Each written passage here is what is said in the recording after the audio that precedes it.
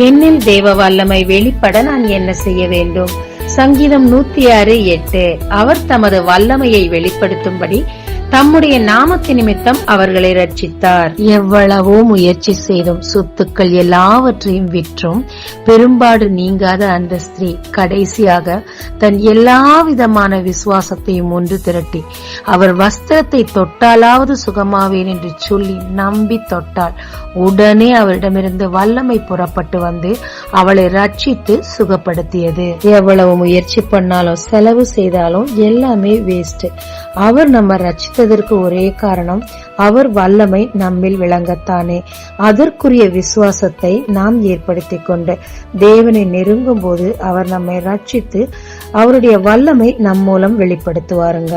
ஜெபிக்கலாமாங்க.